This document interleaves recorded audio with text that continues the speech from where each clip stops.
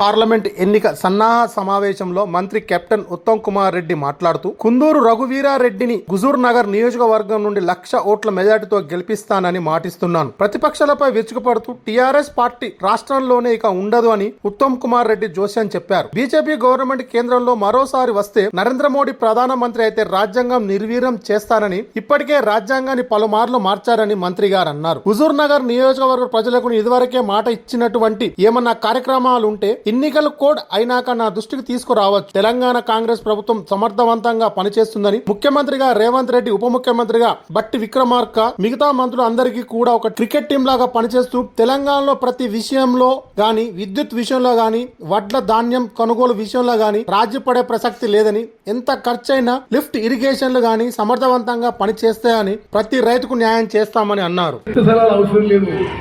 కేసీఆర్ గారు, జగదీష్ రెడ్డి గారు, మీ ఉచిత సలహాలు అవసరం లేదు. మేము రాష్ట్రాన్ని చాలా సమర్థవంతంగా నడిపిస్తున్నాము. రాష్ట్ర ప్రజలకి మేలు చేసే విధంగా ముందుకు తీసుకుపోతాము. సాగునీరు విషయంలో, త్రాగునీరు విషయంలో, విద్యుత్ విషయంలో మేము టీం వర్క్ తో రాష్ట్ర ప్రజలకి మేలు జరిగే విధంగా ముందుకు తీసుకుపోతామని చెప్పి నేను మనవి చేస్తున్నా. ఈ చిల్లర మాటలు, ఈ పిచ్చి పిచ్చి మాటలు మానేమని చెప్పి కోరుతున్నా. మిత్రులారా, హుజూర్ నగర్ నియోజకవర్గ కాంగ్రెస్ కుటుంబ సభ్యులందరికీ మరో మాటిస్తున్నా. ఇప్పుడు ఎలక్షన్ కోడ్ ఉంది. ఇప్పుడు ఏ పనులు చేపట్టలేము, ఏ పనులు మంజూరు చేయలేము. మీరు అడిగిన వాటిలో ఎక్కువ శాతం మంజూరు చేసినాం. నేను మాట ఇచ్చి ఏమన్నా మిగిలిపోయి ఉంటే ఎలక్షన్స్ పూర్తి కాగానే నాకు తెలియజేయవలసిందిగా తప్పనిసరిగా నేను ఇచ్చిన మాట నిలబెట్టుకుంటా అని చెప్పి నేను మనం చేస్తున్నా.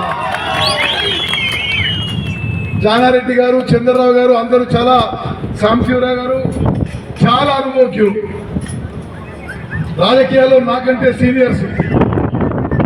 మరి వాళ్ళందరూ కూడా మనస్ఫూర్తిగా ధన్యవాదాలు తెలియజేస్తూ, మీ అనుభవంలో కూడా స్వచ్ఛందంగా ఒక నియోజకవర్గంలో ఒక పార్టీ కార్యకర్తల సమావేశానికి ఈ స్థాయిలో తరలి రావడం బహుశా చాలా అరుదైన సంఘటన. సరే, సమావేశం ముందు కొంత ముస్లిం సోదరులు నన్ను అభినందనలు ఇచ్చిన వచ్చింది. వాళ్ళందరికీ నేను టైం ఇచ్చి మాట్లాడతా. విలేకరు మిత్రులకు కూడా మీరు వచ్చి ఓపిక్ గా కవర్ చేసినందుకు ధన్యవాదాలు. మీ అందరికి కూడా లాగు జరగాలి. రాహుల్ గాంధీ గారి నాయకత్వం, చేతి గుర్తుకే. జై హింద్, జై కాంగ్రెస్.